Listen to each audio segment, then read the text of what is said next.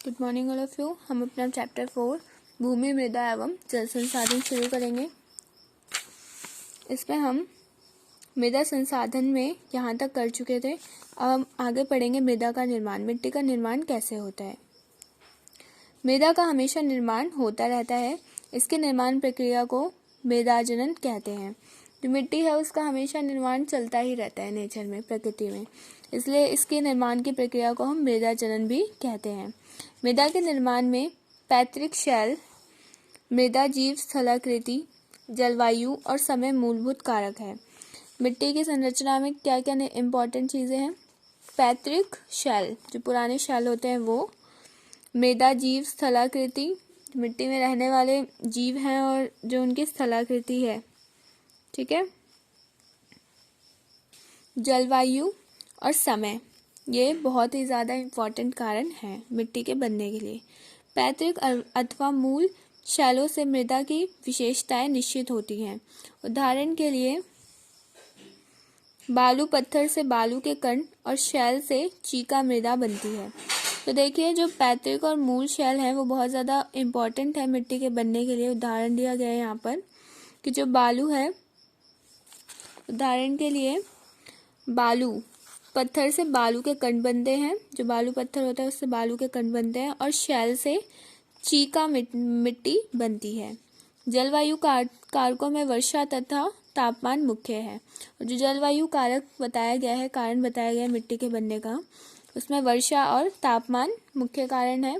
जल की उपस्थिति और तापमान में बार बार परिवर्तन होने से अपक्षय की दर बढ़ जाती है। तो देखिए, बार बार क्या होता है, जल की उपस्थिति और तापमान में बार बार परिवर्तन होने के कारण क्या होता है, अपक्षय के दर बढ़ जाती है। मृदा के बनने की गति में भी इससे तीव्रता आती है।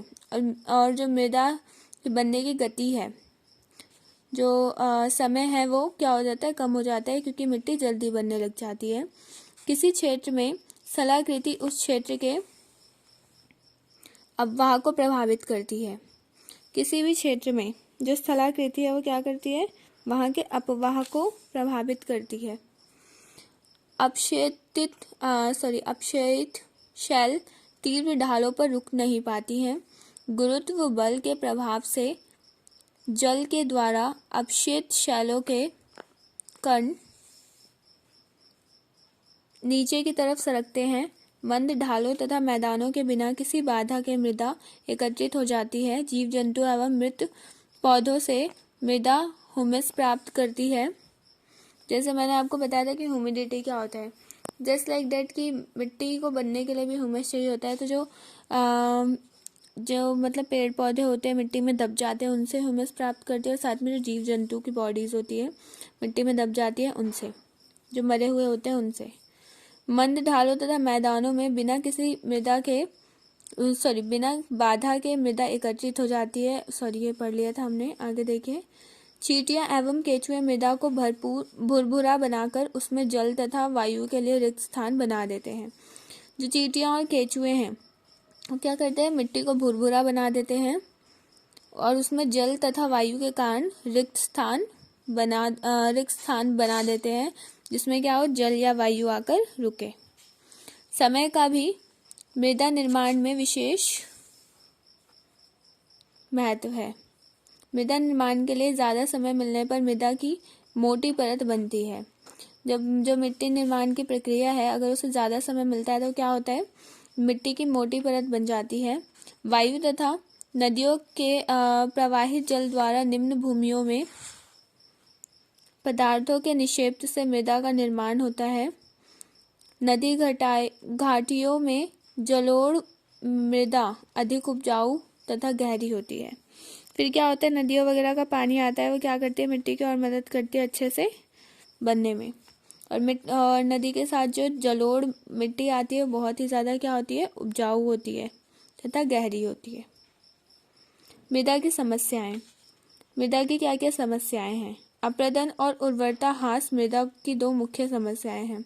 अप्रदन और उर्वरता में क्या हो जाना, कमी हो जाना, और अप्रदन भूमि पर लगातार फसल बोने से उसकी उर्वरता में कमी आ जाती है। भूमि पर अगर लगातार फसल बोई जाए तो उसकी जो उर्वरक शक्ति होती है वो कम हो जाती है।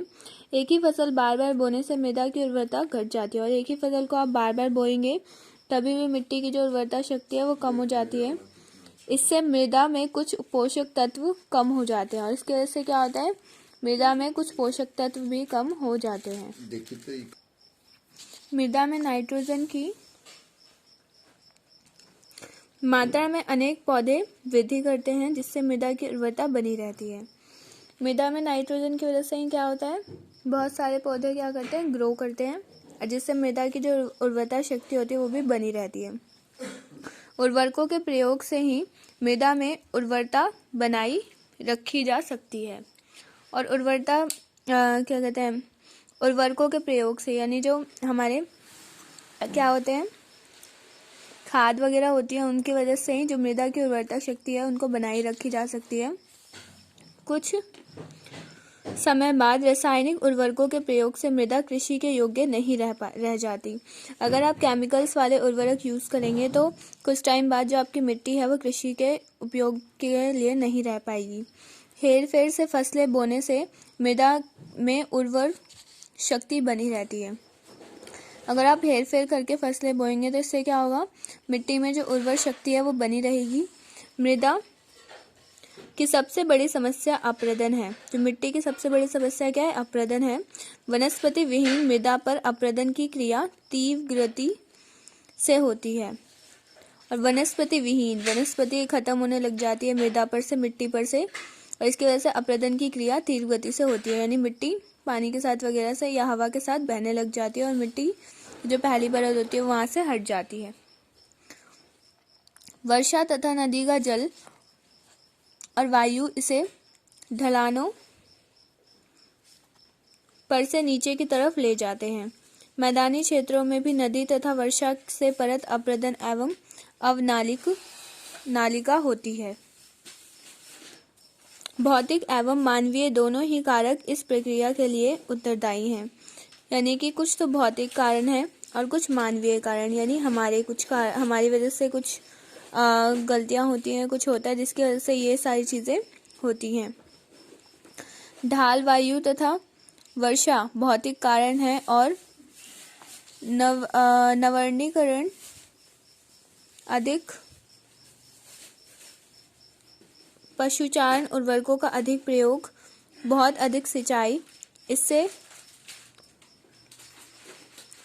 लवणीकरण में वृद्धि हो जाती है, तथा कृषि के गलत तरीके, ढालों पर बिना सीढ़ीदार खेत बनाए खेती करना एवं स्थानांतरित खेत कृषि आदि मानवीयकरण है। नहरों और सिंचाई करने से लगभग 30% सिंचित क्षेत्र में लवणीकरण की समस्या उत्पन्न हो गई है। तो देखिए कुछ भौतिक, ये कुछ मानवीय कारण है जिसकी वजह से मिट्टी को समस्या होती है। नेक्स्ट है हमारा मृदा संरक्षण। हम मिट्टी को कैसे बचा सकते हैं, यह हम अगली क्लास में करेंगे। Thank you all of you for listening me. Video को लाइक, सब्सक्राइब और शेयर करना ना भूलें। बेल आइकन ज़रूर हिट करें।